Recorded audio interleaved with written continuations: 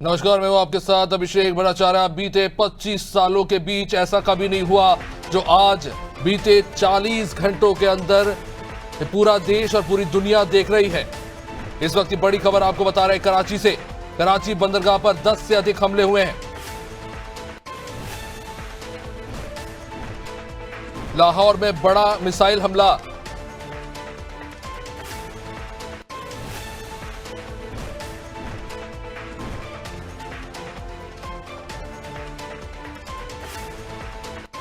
इस वक्त की बड़ी खबर आपको बता रहे हैं कराची बंदरगाह पर 10 से अधिक जगह पर हमले हुए हैं। ये कार्रवाई पाकिस्तान की कायरतापूर्ण हरकत और सबसे बड़ी भूल जो उसने की उसका नतीजा है। लाहौर में भी मिसाइल हमला हुआ है, इस्लामाबाद में भी हमला हुआ है, कराची में भी हमला हुआ है। कराची बंदरगाह पर जबरदस्त इस वक्त हमला जारी है। तस्वीरें निकलकर सामने आ रही है। क्यों ये तस्वीरें ऐसे क्यों है? अगर आपने इस वक्त अपना टीवी ऑन किया है तो मैं आपको बता दूं कि इस वक्त पूरे पाकिस्तान में बिजली बंद कर दी गई है। हमलों से बचने के लिए ब्लैकआउट कर दिया गया है। सीधे तौर पर इन हमलों के बाद यह कह सकते हैं कि पाकिस्तान ने शुरू किया था, हम खत्म करेंगे।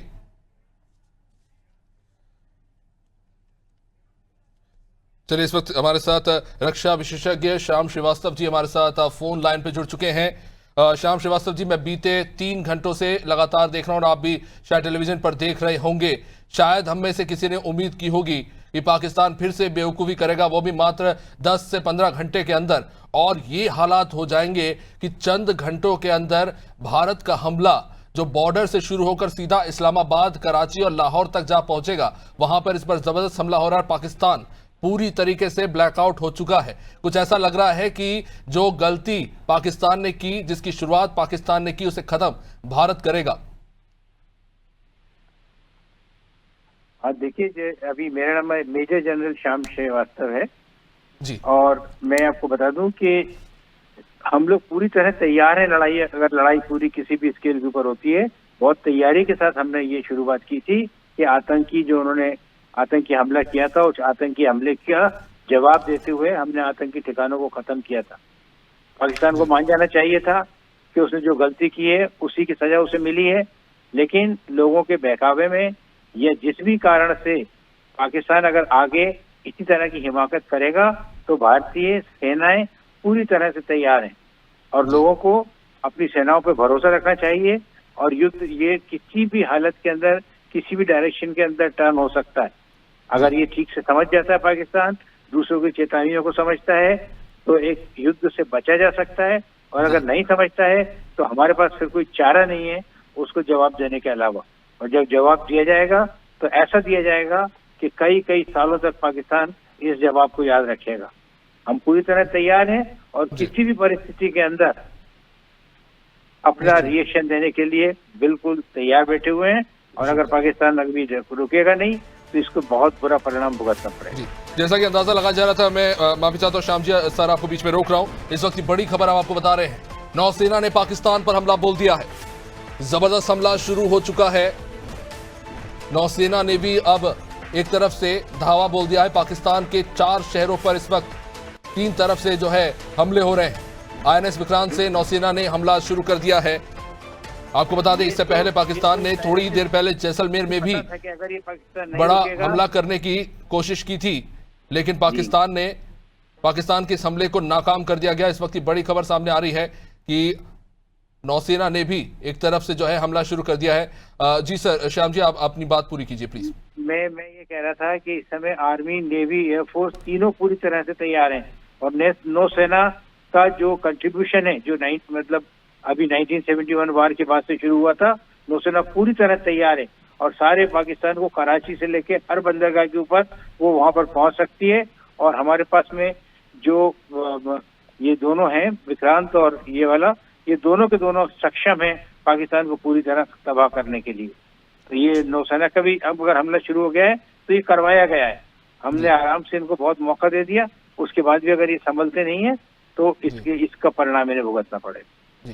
श्याम जी, लंबी बैठकों का दौर हमने देखा, जैसे कि जानकारी मिल रही थी पीएमओ में लगातार लंबी बैठकें हुई, तीनों सेना के प्रमुख थे, अजीत डोभाल जी थे, सबके साथ मीटिंग्स हुई और उसके बाद एकाएक हमको एक दिन सुबह पता चलता है कि ऑपरेशन सिंदूर को जो है अंजाम दिया गया और उसके बाद भारत ने अपने तरफ से बात स्पष्ट कर दी थी कि ये हमला पाकिस्तान नहीं, पाकिस्तान के पाले हुए आतंकियों के खिलाफ था। लेकिन पाकिस्तान माना नहीं, हमला करने की कोशिश की, लेकिन इतनी बुरी तरीके से जब पाकिस्तान पहली बार में नाकाम हुआ, आखिर पाकिस्तान सोच क्या रहा था? रात के समय में आप फिर से हमला करेंगे तब, जबकि भारत ने रिटेलिएट किया है, आपको मुंह तोड़ जवाब दिया है, आपकी एयर डिफेंस सिस्टम को जो सबसे ताकतवर जिसे आप मान रहे थे, चाइना से जिसे आप लेकर आए, उसे तक नाकाम कर दिया। आखिर ऐसे क्या सोच रहा था पाकिस्तान की 8 घंटे में क्या बदलने वाला है? देखिए, ऐसा है कि ये जो सिस्टम्स हैं, ये एक नहीं कई सिस्टम्स होते हैं जो उनके पास में होंगे और एक एक करके जहां जहां मौका मिलता है अपने हिसाब से हम उन सिस्टम अपने हिसाब से टारगेट चूज करते हैं, टारगेट बनाते हैं और देखते हैं कि कहाँ उसे हम ज्यादा से ज्यादा नुकसान पहुंचा सकते हैं और उस तरह से कार्य करते हैं। और इसके अंदर आर्मी, नेवी, एयरफोर्स तीनों का बिल्कुल टोटल कोऑर्डिनेशन होता है और ये देखते हैं कि किसको किस जगह के ऊपर लीड लेना है।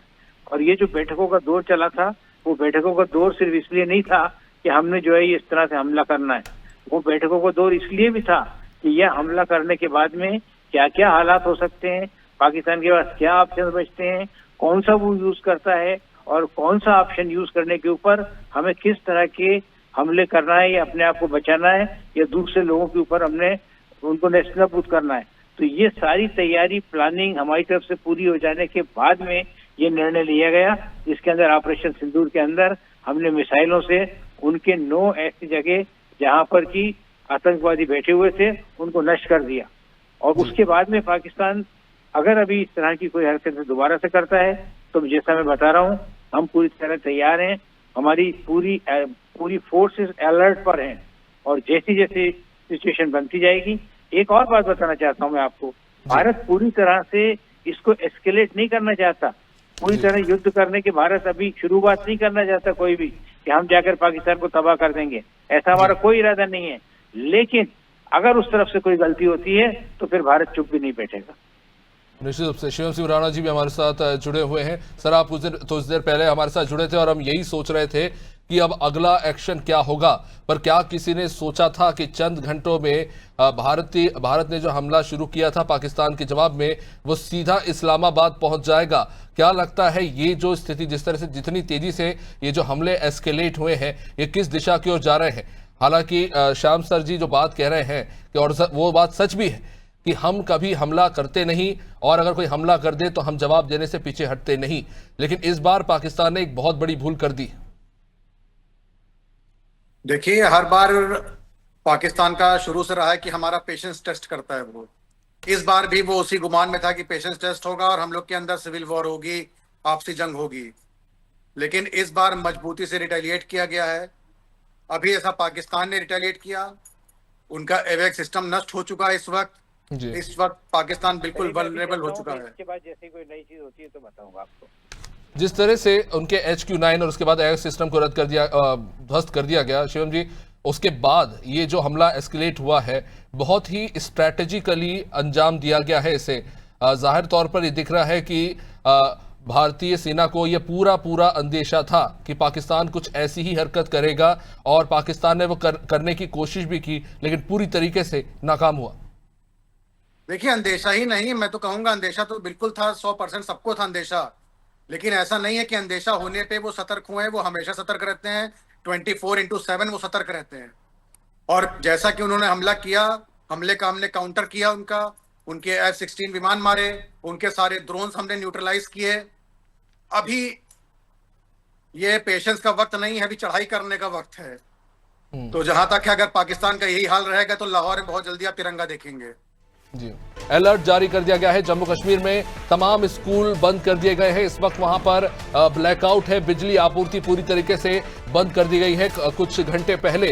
और जैसा कि हमने आपको बताया कि जितने भी पाकिस्तान के सीमावर्ती क्षेत्र हैं, चाहे वह पंजाब हो या राजस्थान, वहां पर भी ब्लैकआउट कर दिया गया है। पंजाब में भी 3 दिन के लिए स्कूल जो है वो बंद कर दिए गए हैं। चंडीगढ़ में भी स्कूल जो है बंद रहेंगे। ये वही नाम मैं ले रहा हूं जिनके हवाई अड्डों पर, जिनकी एयर स्ट्रिप्स पर ड्रोन से हमला करने की पाकिस्तान ने कुछ घंटे पहले कोशिश की थी और बुरी तरीके से नाकाम हुआ था। भारत के 24 एयरपोर्ट जो है बंद कर दिए गए हैं।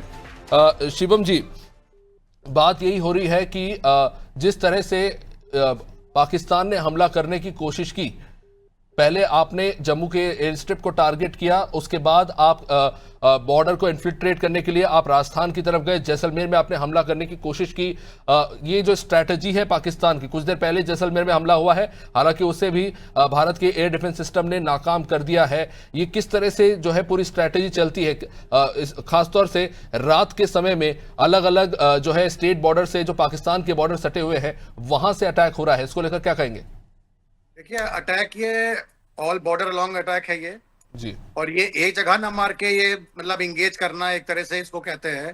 फौजी भाषा बोलूंगा तो शायद समझ में ना आए, बट ये ऑल अलोंग द बॉर्डर ये अटैक कर रहे हैं हमारे ऊपर। तो जहां से वो अटैक कर रहे हैं, जो हमारी आर्मी एयर डिफेंस की फौजें बैठी हुई हैं, ये उनको उसी मुंह तोड़ जवाब दे रही हैं। जो भी काउंट बॉर्डर को इन्फिल्ट्रेट करने के लिए आप राजस्थान की तरफ गए, जैसलमेर में आपने हमला इन्फिल्ट्रेट करने के लिए आप राजस्थान की तरफ गए, जैसलमेर में आपने हमला। चलिए शिवम जी, मैं आपके पास लौटूंगा जरूर। बहराइच से हमारे सहयोगी विनोद हमारे साथ जुड़ रहे हैं। आपको बता दें ये वही क्षेत्र है जहां से जो है नेपाल सीमा लगी हुई है। आसपास जो है यहाँ पर विशेष सुरक्षा हम देख रहे हैं बढ़ा दी गई है। खासतौर से पहलगाम में जो आतंकी घटना हुई उसके बाद से ही हम देख रहे हैं वहां पे सिक्योरिटी फोर्सेस जो है बड़ी संख्या में तैनात कर दिए गए हैं। विनोद, क्या इस वक्त वहां पे स्थिति? बिल्कुल अभिषेक, क्योंकि नेपाल बॉर्डर पे इस वक्त काफी सुरक्षा बढ़ा दी गई है नेपाल बॉर्डर पर, क्योंकि शाम के वक्त ही पुलिस अधीक्षक बहराइच पूरा नेपाल बॉर्डर का भ्रमण किए थे और दोनों देशों की जो सेनाएं थी, चाहे सशस्त्र सीमा बल भारत की हो या नेपाल की जो नेपाल फोर्स के जवान हो, तो बॉर्डर पे बाकायदा दोनों देशों के जवानों ने बाकायदा फ्लैग मार्च किया था। इस वक्त की अगर बात की जाए तो दोनों देशों के जो सेना है, चाहे भारत के सशस्त्र सीमा बल के जवान हो या नेपाल पुलिस के जो जवान है, बाकायदा बॉर्डर पे मौजूद थे। और क्योंकि पुलिस अधीक्षक ने बाकायदा ड्रोन उड़ाकर पूरे भारतीय सीमा को के बारे में आज बाकायदा ब्रीफिंग की थी और पूरे क्षेत्र में, नेपाल बॉर्डर के पूरे क्षेत्र में ड्रोन उड़ाकर भारत ने सुरक्षा की बाकायदा ब्रीफिंग की है। पुलिस अधीक्षक बहराइच रामनयन सिंह ने बाकायदा जो जंगल का एरिया पड़ता है, बहराइच का जो जंगल का एरिया पड़ता है, मोतीपुर का जो क्षेत्र है नेपाल से जो लगा हुआ है, वहां पर बाकायदा भारत की सुरक्षा को देखते हुए ड्रोन उड़ाया और बाकायदा भारत की निगरानी के लिए वहां पर सशस्त्र सीमा बल व बहराइच पुलिस को अलर्ट रखा गया है। अभिषेक वटू।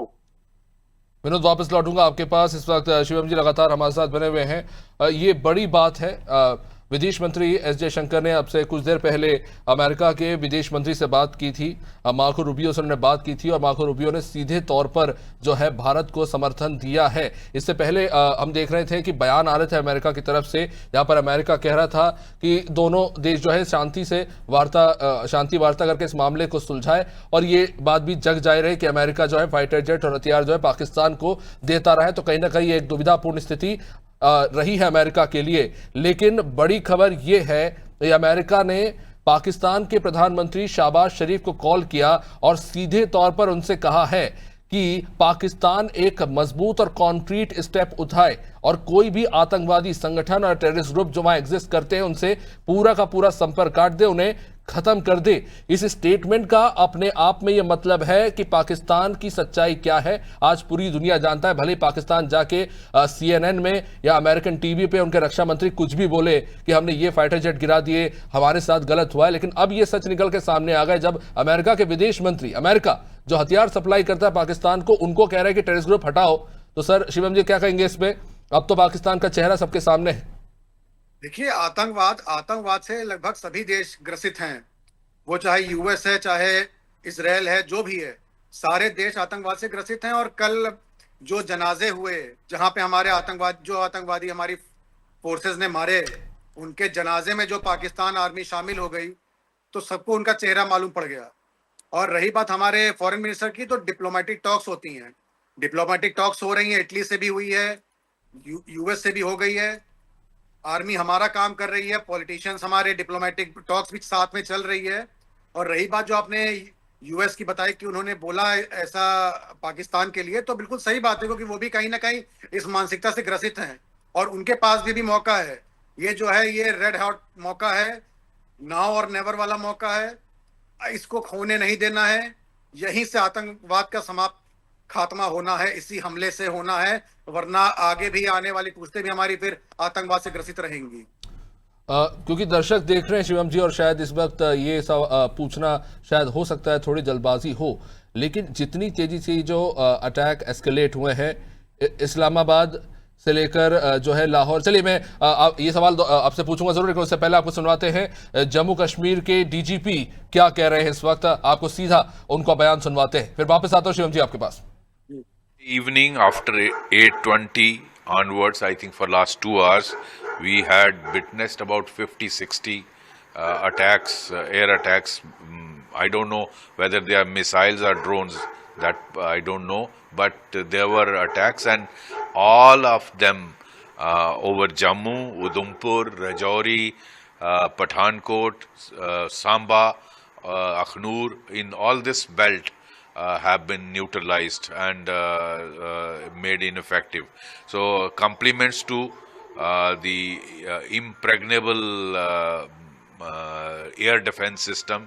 I think S-400 and Akash system. I don't know much detail about that, but we must compliment those who were behind this system. This is, I'm told, a Russian system. It's an Indian also. It's great. There is no report of any damage in spite of such a massive attack by Pakistan. It appears to be a full-fledged war by Pakistan, and I think befitting reply should be given to Pakistan by our 3 services. I'm sure Pakistan will. I think its days are numbered, and it will split into 4 to 5 parts. Their army and ISI has made life of everyone in Pakistan terrible. Look at people fighting for independence in Balochistan, KPK, POK, and Sindh. I think when Indian Army enters, all these people in Pakistan will welcome Indian armed forces, and Pakistan will break into 5 parts. तो आप सुन रहे थे जम्मू कश्मीर के DGP, जिन्होंने सीधे तौर पर कहा है कि जरूरी कदम उठाए गए हैं और लगातार भारत की तरफ से जो है जवाबी कार्रवाई की जा रही है, किसी को भी बख्शा नहीं जा रहा है। चलिए शिवम सिंह जी लगातार हमारे साथ बने हुए हैं। शिवम जी, बहुत सारे ऐसी चीजें हैं जिन पर क्योंकि इतनी जल्दी इंफॉर्मेशन आ रही है कि बहुत सी चीजें छूट भी जा रही है, लेकिन एक चीज जो निकल कर सामने आई है वो ये है कि पाकिस्तान अब तक, क्योंकि हम कहते रहे कि पाकिस्तान जो है एक न्यूक्लियर समृद्ध देश है और भारत भी है, और अगर हमें कोई भी कदम उठाना है तो डिप्लोमेटिक तरीके से उठाना है और कोई भी जल्दबाजी नहीं करनी है। लेकिन अब ये देखने को मिल रहा है कि पाकिस्तान कहीं ना कहीं अपने घुटनों पर आते हुए नजर आ रहा है, और जो तमाम दावे थे, क्योंकि अभी एक दिन पहले उनको संसद में शहबाज शरीफ जी को सुन रहा था, वो कह रहे थे कि पाकिस्तान के एयर फाइटर ने जिस तरह से जवाब दिया है भारत के हमले का, कभी भारत को जरूरत पड़ी तो पाकिस्तान भी उनकी मदद करेगा। आज दिख गया है कि कौन कितने पानी में है।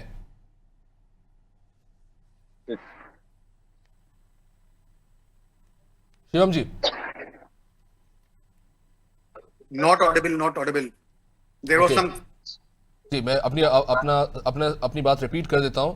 एक दिन पहले संसद में ही शहबाज शरीफ जो घटना हुई उसके बाद बयान दे रहे थे और ये कह रहे थे कि पाकिस्तान जो है उन्होंने भारत के हमले का इतने माकूल तरीके से जवाब दिया है कि अगर कभी भारत को जरूरत पड़ी तो पाकिस्तान भी उनकी मदद करेगा। बट अब उनका एयर डिफेंस सिस्टम ध्वस्त हो चुका है, उनके मिसाइल्स बेकार साबित हो चुके हैं, उनके ड्रोन्स बर्बाद हो चुके हैं, और इस वक्त हालात ये है कि पाकिस्तान का कैपिटल खतरे की जद में है। तो कहीं ना कहीं पाकिस्तान का सच निकल कर सामने आ चुका है कि वो कितने पानी में है। नहीं, देखिए पाकिस्तान ने तो पहले ही अपने घुटने टेक दिए, और मैं आज एक वीडियो भी देख रहा था, उनके संसद का वीडियो था, वहां पे तो उनके एक सांसद संसद में खड़े होकर रोए भी हैं और भीख भी मांगे हैं इंडिया से कि वॉर रुकवा दीजिए। देखिए, ये जो अटैक्स हैं पाकिस्तान के द्वारा जो अटैक्स हो रहे हैं, बौखलाहट का है। इनके पास कोई टारगेट्स, पता नहीं कैसी आर्मी है, इसीलिए शायद दुनिया की सबसे करप्ट आर्मी पाकिस्तान आर्मी है जी। इनके आप कोई भी अटैक्स देख लीजिए, इनके पास भी क्षमता थी, ड्रोन्स थे, फाइटर जेट्स थे, लेकिन सारे के सारे वो न्यूट्रलाइज हो रहे हैं जी। इनके पास कोई टारगेट नहीं है, ये बौखलाहट में टेररिस्ट के प्रेशर में कर रहे हैं। कोई बड़ी बात नहीं है कि ये हमले जो हैं ये टेररिस्ट ऑपरेट कर रहे हैं, तो उनके पास कोई ऑब्जेक्टिव नहीं है कि वो क्या कर रहे हैं, बस उनके पास हथियार है तो वो चल रहे हैं। रही बात उनके एवैक्स की, जो अभी हमने जी खत्म किया है, उसको बर्बाद किया है। मेरी जानकारी के हिसाब से इनके पास 2 अवैक्स हैं। जी एक तो पूरा खत्म हो चुका है, अभी वो एक पे निर्भर है। अब एक पे वो कितना निर्भर है ये तो आने वाला समय बताएगा।